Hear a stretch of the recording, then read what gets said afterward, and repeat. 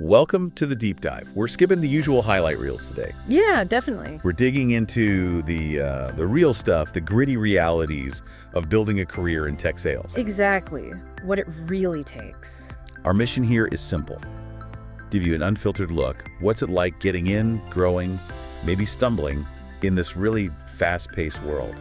And we're drawing heavily from some great material, the Tech Sales Funnels podcast, specifically an interview with a guy named Reginald. Right. We've got clips from that interview and also a bit about who usually listens to that show, which helps frame things. And we're not just talking about, hitting quota and closing big deals. No, we want to get into the honest setbacks, the stuff people don't always talk about, and crucially, the practical ways people navigate them.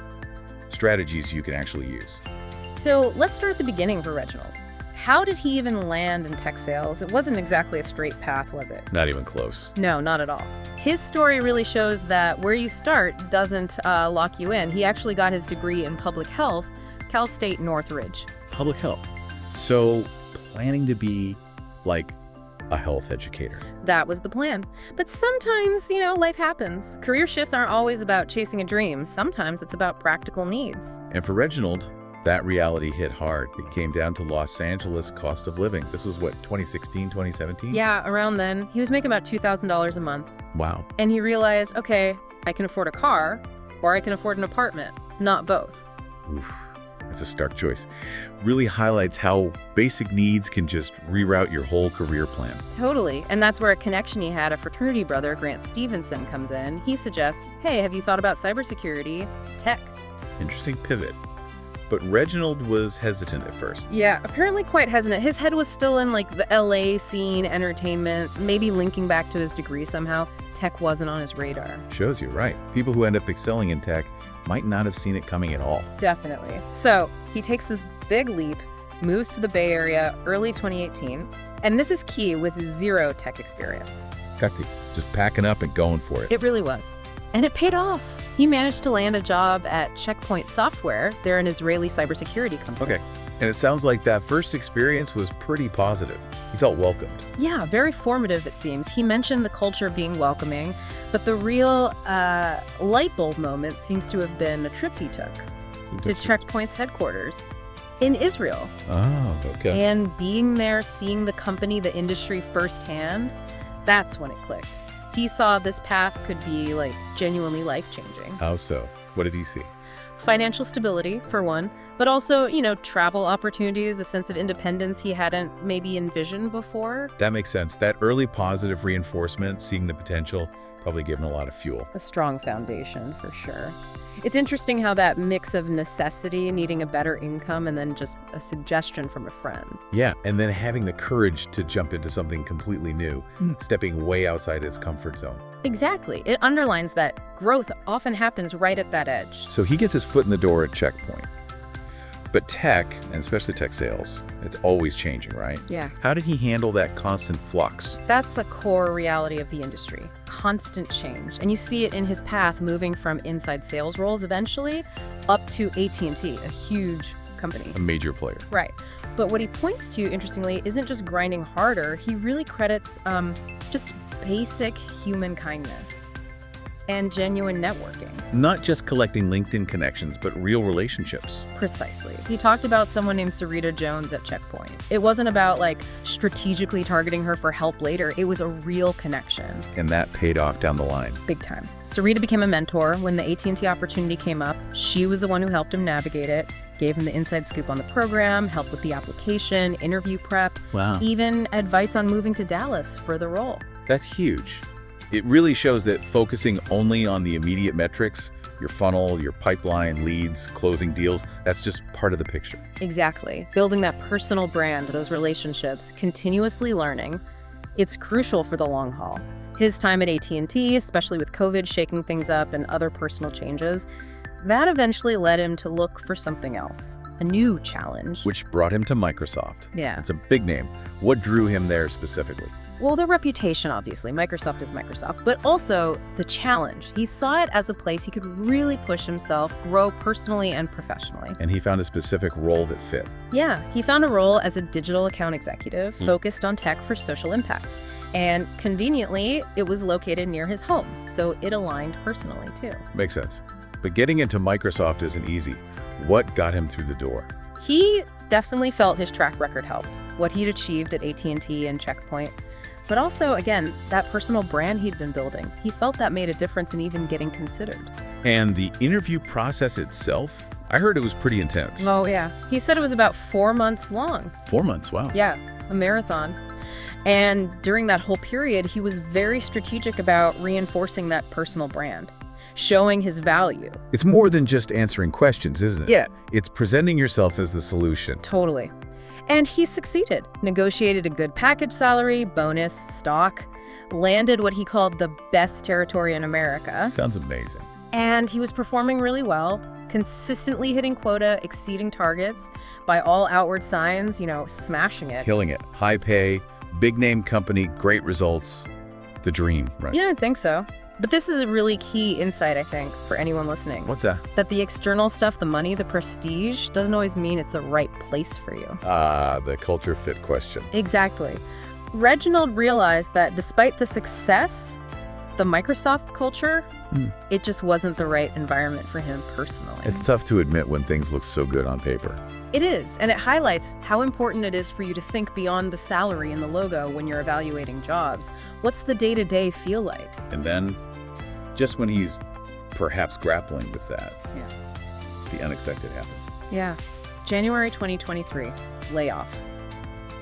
Despite his strong performance. Ouch. That had to be a shock. How did he react? He was really open about it, said it was a major blow, made him question things, his abilities, his resilience. Totally understandable. And that honesty is valuable, right? It's okay to feel shaken by something like that.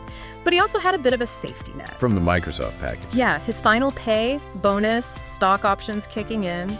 It gave him some financial breathing room. He wasn't forced into panic mode immediately. That's crucial, having that buffer. It allowed him time to actually process the emotions, the shock, which is a step people often skip when they're stressed about finding the next thing. Right, you just want to jump back in immediately. But he took that pause. He did. Gave himself space. Then he hit the job market hard again, landed at a company called New Relic. Okay, back on his feet. For about 2 months. Oh, what? Yeah, another unexpected layoff. Just 2 months in. Wow, that's a brutal double whammy. Talk about testing your resilience. What did he take from that experience? Well, first, it really hammered home just how volatile tech can be sometimes. But it also seemed to be a catalyst. Like, okay, I need more control here. How so? Even while he was briefly at New Relic, he'd actually already started setting something up on the side. His own digital marketing agency, Richard Friendly Inc., though I think he said it's rebranding now. So he was already building his own thing, taking initiative. Exactly. That's resilience in action, right? Not just reacting, but proactively creating options, taking ownership. That's a really powerful shift. Instead of just waiting for the next corporate role, he's building his own platform. Yeah. Now, he did take another traditional sales role after that, sort of transitional at Spectrum for about 9 months. Okay, bridging the gap. Right. Before landing where he is now, senior manager in sales, at a company called Filmford. Filmford, what do they do? And what's his role like there? Filmford sounds pretty cool, actually. Their whole thing is transforming corporate training. They use story-driven films, focusing on things like leadership, belonging, performance, and they have some kind of data engine behind it to give insights. Interesting approach. And his role, senior manager. Yeah, so he still has account executive duties, but with more decision-making power, more autonomy, and he sounds really positive about it. What makes the difference there? He mentioned working directly with the CEO, Emily Best, feeling trusted, empowered. Seems like a much better cultural fit for him this time. That really throws the Microsoft experience into contrast, doesn't it? Performance matters, obviously, but that environment, feeling valued by leadership, huge. Absolutely critical. So looking back at this whole roller coaster journey, the ups, the downs, the pivots, what advice did Reginald share? What should people listening take away? Well, one big thing was challenging stereotypes. Specifically, the idea that you have to be this super extroverted type to succeed in sales. Right, the classic salesperson image. Yeah. He argued that introverts actually have significant strengths. They're often great at preparation, deep research, analysis, things that are really valuable. That's a great message. Opens the door for different personality types. Totally. He encouraged anyone, regardless of personality, to consider it. And another major point was self-belief. recognizing your own value. Regardless of your background or, where you came from. Exactly. Don't let your background or maybe not having a fancy name hold you back. Believe in what you bring. And crucially, stay authentic. Authenticity. That came up with the Microsoft culture fit, too. It did. He felt trying to force himself into a mold that wasn't him was part of why it didn't work out. His advice is, don't change your core self to fit in, even if the environment feels pressured. Easier said than done sometimes, but so important. Definitely. He also touched on simple human connection again, just showing genuine interest in people, saying a simple hey can go a long way. Building those real relationships we talked about earlier. Yeah. And looking forward, he stressed embracing change, especially new tech like AI. See it as a tool, an opportunity creator, not something to be scared of. Good point. Adapt or get left behind, basically. Pretty much. And finally, he reiterated that idea about company culture having layers. Layers? How so? Like, there's the overall company vibe, right? Yeah. Then there's your direct manager style. And then the dynamic within your immediate team. Finding a good fit across all those layers is key. Makes total sense. You could love the company mission but clash with your boss, or vice versa. Exactly. It's multifaceted. Okay, so wrapping this up, we've covered a lot of ground through Reginald's story. What are the absolute core takeaways? What should listeners really hold on to from this deep dive? I think the big things are, 1, tech sales careers are rarely linear. Expect twists and turns. 2, genuine networking and mentorship are invaluable. Build real connections. 3, setbacks will happen. It's about how you respond. Resilience is key. And authenticity. And authenticity, absolutely. Staying true to yourself through it all. Success isn't just the numbers. It's about continuous learning, adapting, and really knowing who you are in this demanding field. So here's something for you to think about as we close out. Reflect on Reginald's journey.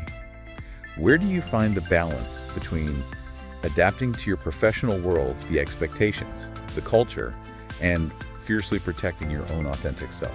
Yeah, how can you use your unique strengths, your personality, while still navigating the demands and maybe the pressures of your career path? Think about what parts of Reginald's story really clicked with your own hopes, your own challenges. Definitely something to mull over. That's our deep dive for today. If you want to connect with Reginald, you can find him on LinkedIn. We'll put the link in the description. It's linkedin.com, a fan of a Davison. And check out techsalesfunnels.com for more. Until our next deep dive.